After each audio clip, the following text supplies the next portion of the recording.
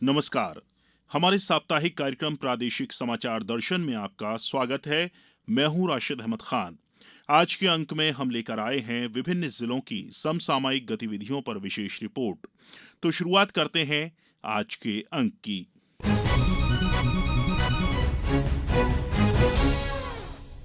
रतलाम जिले में स्थित सीएम राइज स्कूलों में बच्चों को खेल-खेल और स्मार्ट तरीके से एजुकेट किया जा रहा है। पेश है हमारी संवाददाता अदिति मिश्रा की ये रिपोर्ट। सरकारी स्कूलों में पढ़ने वाले बच्चों को बड़े निजी स्कूलों से मिलने वाली सुविधाएं और उनके साथ में आधुनिक तकनीकों के इस्तेमाल से प्रैक्टिकल एजुकेशन को रतलाम के सीएम राइज और आगे ले जा रहे हैं। सरकार और शासन की मंशा अनुसार विनोबा नगर सीएम राइज स्कूल में बच्चे बिना तनाव साइंस, मैथ्स और सोशल साइंस के कॉन्सेप्ट को नई तकनीकों की मदद से क्लासरूम में वास्तविक रूप में खेल खेल में समझ रहे हैं। स्मार्ट टीवी, दर्जन उपकरण और मॉडल्स के साथ अब नए क्लिकर डिवाइस जवाब देने को भी रोचक बना रहे हैं। क्लास में हर बच्चे को रिमोट दिए जा रहे हैं जिनमें 4 बटन होते हैं। शिक्षक जो भी सवाल करते हैं, हर बच्चे को 4 में से एक सही ऑप्शन का बटन दबाना होता है। जैसे ही बच्चे जवाब देते हैं, स्मार्ट टीवी से जुड़े इन डिवाइस के कारण बच्चों के नाम सहित वो जवाब बोर्ड पर दिखते हैं। इससे बच्चे को क्लास के सामने नाम आने पर कॉन्फिडेंस भी बढ़ता है और लगातार पिछड़ रहे बच्चों का रिकॉर्ड भी निकल जाता है। इन बच्चों के लिए रेमेडियल और एक्स्ट्रा क्लासेस भी होती हैं। बहरहाल एक्टिविटीज बेस्ड लर्निंग से सीएम राइज में बच्चे पढ़ाई को और रोमांचित होकर ले रहे हैं। रतलाम से समाचार दर्शन के लिए मैं अदिति मिश्रा।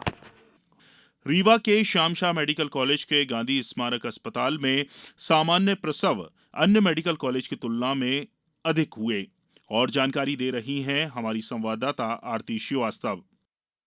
रीवा के श्याम शाह मेडिकल कॉलेज के गांधी स्मारक अस्पताल में सामान्य प्रसव अन्य मेडिकल कॉलेज की तुलना में सबसे अधिक हुए हैं। बीते 2023 में 6,691 नॉर्मल डिलीवरी अस्पताल के चिकित्सकों द्वारा कराई गई, जो प्रदेश में सबसे अधिक है।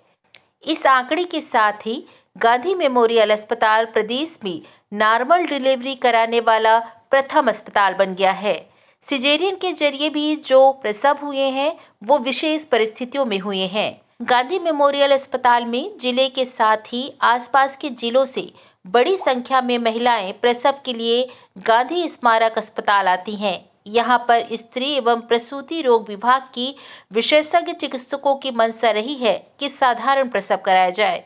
कई बार प्रसव के लिए आई महिलाओं की सामान्य प्रसव की स्थिति नहीं होती। ऐसे में जच्चा बच्चा के स्वास्थ्य पर विपरीत प्रभाव भी पड़ता है। इस कारण ऐसे मामलों को छोड़कर अधिकांश में नॉर्मल डिलीवरी का इंतजार किया जाता है। यही कारण रहा है कि बीते 1 वर्ष के अंतराल में 6,691 महिलाओं के सामान्य प्रसव से बच्चे हुए हैं। ये संख्या प्रदेश के दूसरे मेडिकल कॉलेज से काफी अधिक है और आने वाले समय में अधिक संख्या में सामान्य प्रसव कराने के लिए यहाँ प्रयास किए जाएंगे। मुझे यह बताते हुए बड़ी खुशी का अनुभव हो रहा है कि हमने जो हमारे एनएमसी के मापदंड हैं और एक ऑब्स्टेटिक फोक्सी के मापदंड है कि हम ज़्यादा से ज़्यादा डिलीवरी नॉर्मल करवाएं और सिजेरियन हमारा 20% से ज़्यादा नहीं होना चाहिए। तो प्रदेश में सबसे ज़्यादा डिलीवरी नॉर्मल हमने करवाई है और हम प्रदेश में प्रथम स्थान पर हैं। और यह सब हमारे माननीय उप मुख्यमंत्री जी की जो मंशा थी कि यहाँ पे इसका कार्य सुचारू से हो रूप से चले, इसके लिए उन्होंने नया न्यू मैटरनिटी विंग बनवाई, उसमें नई ओटी टेबल्स दिए, हमारे जो डिलीवरी टेबल्स हैं उनकी संख्या बढ़ाई। इस कारण से ये संभव हो सका है और हम 22% ही केवल सिजेरियन कर रहे हैं। तो बिल्कुल अपने लक्ष्य के जो मानक लक्ष्य है उसके बिल्कुल करीब पहुंच गए हैं, डिलीवरी करा रहे हैं। और ऐसा कोई भी प्रदेश का कोई भी सरकारी अस्पताल ऐसा नहीं कर रहा है। प्राइवेट तो कर ही नहीं रहा है, सरकारी अस्पताल भी ऐसा कोई नहीं कर रहा है। नॉर्मल डिलीवरी हर साल हम ज़्यादा करवाते हैं और सिजेरियन की तुलना में, और जो मापदंड है कि इतने % आपको नॉर्मल डिलीवरी करवाना चाहिए और इतने % आपको सिजेरियन हो सकते हैं कॉम्प्लिकेटेड। चूँकि हम छतरपुर से लेकर सिंगरौली तक की संस्थाओं को कवर कर रहे हैं और हम टर्शरी केयर हॉस्पिटल हैं, हम यहाँ से किसी भी पेशेंट को नो नहीं कहते हैं। कोई भी मरीज आ जाए, हम नो नहीं कहते हैं उसके लिए। सभी के लिए हमारे द्वार खुले हुए हैं, हमारी सेवाओं के द्वार खुले हुए हैं।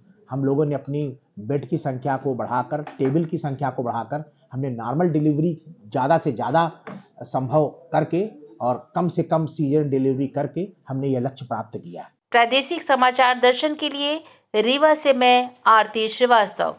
प्रदेश के अन्य जिलों की तरह सीहोर जिले में भी उत्साह के वातावरण में विकसित भारत संकल्प यात्रा शहरी और ग्रामीण क्षेत्रों में निकाली जा रही है। ज्यादा जानकारी दे रहे हैं हमारे सीहोर संवाददाता। सीहोर जिले में उत्साह और उमंग के माहौल में विकसित भारत संकल्प यात्रा का आयोजन जारी है।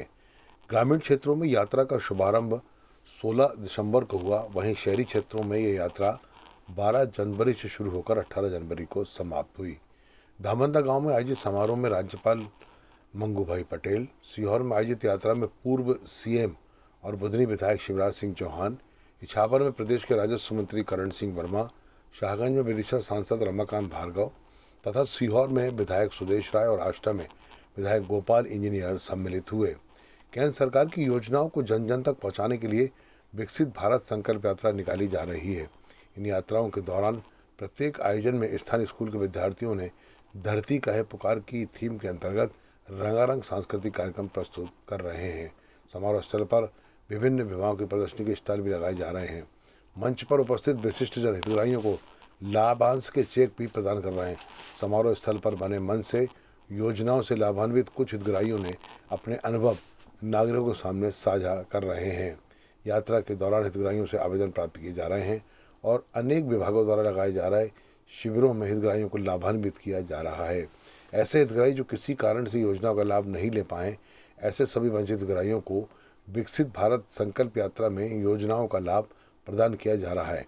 इसके साथ ही स्वास्थ्य शिविर आयोजित कर स्वास्थ्य परीक्षण कर निःशुल्क दवा वितरण की जा रही है। विकसित भारत संकल्प यात्रा को लेकर जिले के प्रभारी कलेक्टर और जिला पंचायत के सीईओ आशीष कुमार तिवारी ने बताया कि नमस्कार, मैं आशीष तिवारी, जिला पंचायत सीईओ और प्रभारी कलेक्टर सीहोर। सीहोर जिले में विकसित भारत संकल्प यात्रा उत्साह और उमंग के साथ निकाली जा रही है। ग्रामीण क्षेत्रों में यह यात्रा 16 दिसंबर से शुरू हुई, जबकि शहरी क्षेत्र में यह यात्रा 12 जनवरी से प्रारंभ होकर 18 जनवरी को समाप्त हुई। इस दौरान आयोजित कार्यक्रमों में विभिन्न हितग्राही मूलक योजना के हितग्राहियों को लाभान्वित किया गया। इसके साथ ही स्वास्थ्य शिविर लगाकर स्वास्थ्य परीक्षण कर निःशुल्क दवाओं का वितरण किया गया। स्थानीय प्रतिभाओं द्वारा धरती कहे पुकार के थीम के अंतर्गत सांस्कृतिक कार्यक्रम भी प्रस्तुत किए गए। कार्यक्रम में स्थानीय जनप्रतिनिधि और बड़ी संख्या में जनमानस उपस्थित हुआ। माननीय प्रधानमंत्री नरेंद्र मोदी जी की अनुशंसा के अनुरूप जनहित और जन कल्याण के लिए आरंभ की गई यात्रा के दौरान हितग्राहियों को हित लाभ एवं जनहितैषी योजनाओं से लोगों को जागरूक किया जा रहा है। इस यात्रा से समाज के अंतिम व्यक्ति तक योजनाओं का लाभ मिल रहा है। प्रमुख योजनाओं का लाभ लाभार्थियों, विशेष तौर से वंचित और आकांक्षी लोगों का समयबद्ध तरीके से चिन्हांकन, योजनाओं का प्रचार प्रसार और जागरूकता, लाभार्थियों के अनुभव साझा करना और संभावित लाभार्थियों का चयन तथा नामांकन सुनिश्चित करना यात्रा का उद्देश्य है। इस यात्रा का समापन इस जिले में 24 जनवरी को होगा।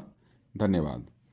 प्रादेशिक समाचार दर्शन के लिए सीहोर से प्रदीप सिंह चौहान।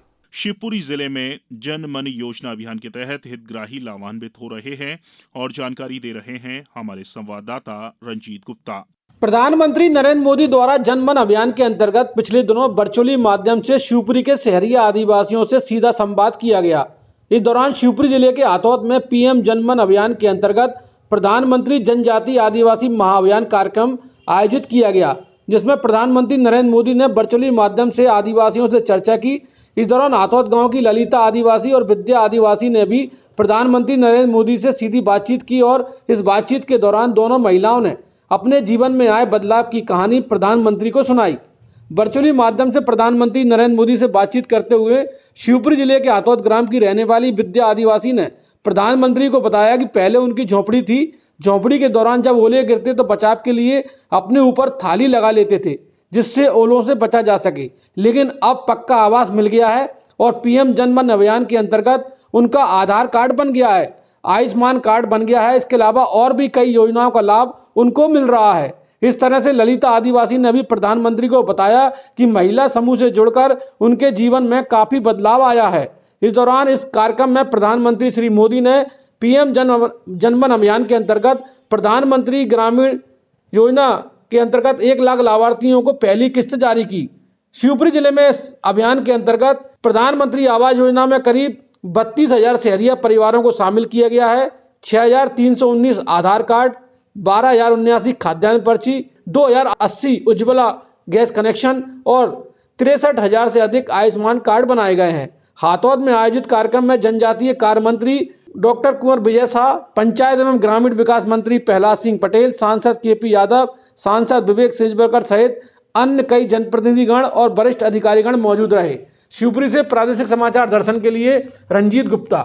सतना जिले में राजस्व प्रकरणों के त्वरित निराकरण और अभिलेख में त्रुटियों को ठीक करने के उद्देश्य से राजस्व महाअभियान 29 फरवरी तक चलाया जा रहा है। पेश हमारे संवाददाता लाल बहादुर तिवारी की ये रिपोर्ट। सतना जिले में राजस्व प्रकरणों के त्वरित निराकरण और राजस्व अभिलेख में त्रुटियों को ठीक करने के उद्देश्य से राजस्व महाअभियान 29 फरवरी तक चलाया जा रहा है। महाअभियान में राजस्व न्यायालयों में लंबित प्रकरणों का समय सीमा में निराकरण, उत्तराधिकार नामांकन, सीमांकन, नक्शे में तरमीम आदि गतिविधियां भी संचालित की जा रही हैं। कियोस्क के माध्यम से समग्र के आधार KYC कराने की सुविधा नागरिकों को निःशुल्क उपलब्ध कराई जा रही है। पटवारी द्वारा गांव में जाकर खसरों का वाचन, नामांतरण, बंटवारा, वारसाना अभिषेक सुधार के साथ आमजन के राजस्व से संबंधित समस्याओं का निराकरण भी किया जा रहा है, जिनकी जिला स्तर पर रोजाना समीक्षा भी की जा रही है। कलेक्टर अनुराग वर्मा ने जिले के संबंधित अधिकारियों को कार्यक्रम से अवगत कराते हुए शासन के निर्देशों का विधिवत पालन करते हुए आवश्यक कार्रवाई करने के निर्देश दिए हैं। इस राजस्व महाअभियान में आमजन की समस्याओं का निराकरण के साथ साथ समय और पैसों की भी बचत हो रही है। प्रादेशिक समाचार दर्शन के लिए सतना से मैं लाल बहादुर तिवारी।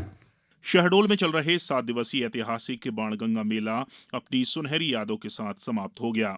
इस बारे में और जानकारी दे रहे हैं हमारे शहडोल संवाददाता अरविंद पांडे। मकर संक्रांति पर हर साल लगने वाले 100 साल पुराने बाणगंगा मेले में इस बार 5 लाख से अधिक लोग पहुंचे।